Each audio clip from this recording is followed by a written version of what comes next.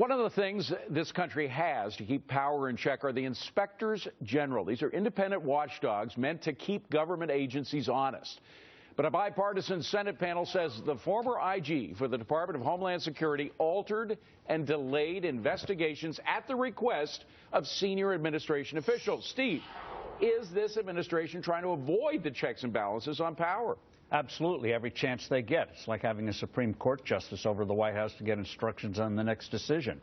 You see it with the EPA, you see it with the National Labor Relations Board, health care almost every day they're trampling on the law. You see it in finance, you see it everywhere. Laws aren't for them, they just do what they want to do. Executive orders. In other countries, they're called decrees. Rick, it does seem this administration has a policy of trying to go around those checks and balances. I think every administration has that policy. Look, this is wrong. Let me say that right from the outset. Absolutely wrong. This guy was kissing up to get a bigger job. He went along wrong. And by the way, we should mention he has been put on administrative leave. Go ahead and talk while we put up the statement of the Secretary of Homeland Security. What the guy was doing was wrong. What he was asked to do is wrong. But it does grate a little bit when this all of a sudden becomes this big Obama administration thing, when everybody sitting here knows this goes on in every single administration. I don't care what party they're from.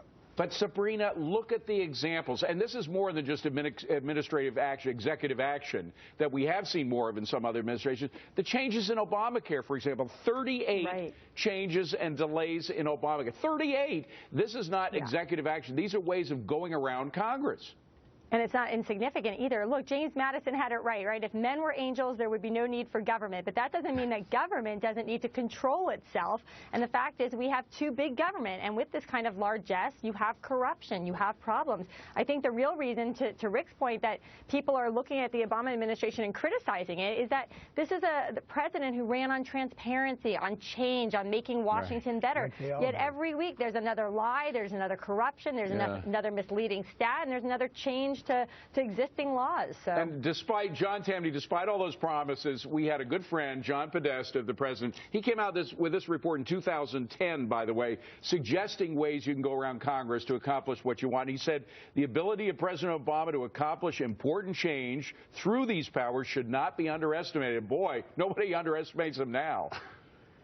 Well, you know, it's definitely bothersome, but I tend to agree with Rick here, oddly enough, that this isn't an Obama administration thing. Presidential administrations tend to look out for themselves. They don't like this kind of oversight, and that's where I agree with Sabrina. This is a problem of big government. If government is doing too many things, there are going to be scandals like this. There are going to be attempts to avoid oversight. Shrink government, and you will shrink the scandals. But, you know, we do have, Rich Karlgaard, we have specific measures in our system designed, despite the growth of government, designed to stop administrations from abusing their powers. And inspectors general are one. We saw the abuse from this guy.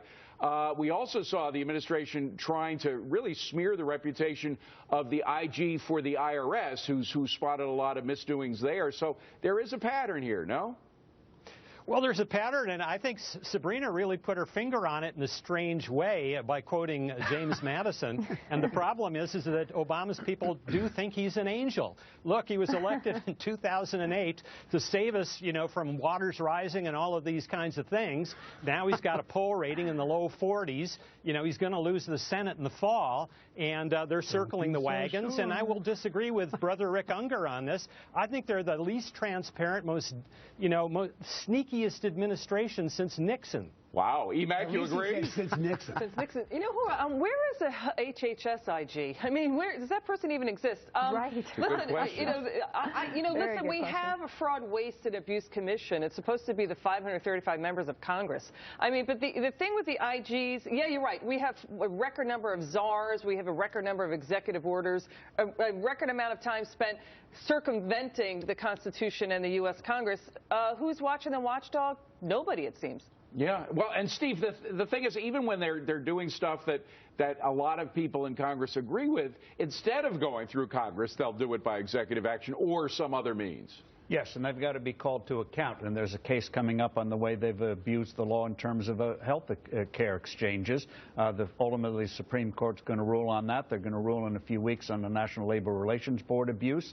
So I think eventually the court system's going to get into action and start to pare this back. But Congress has been derelict on this.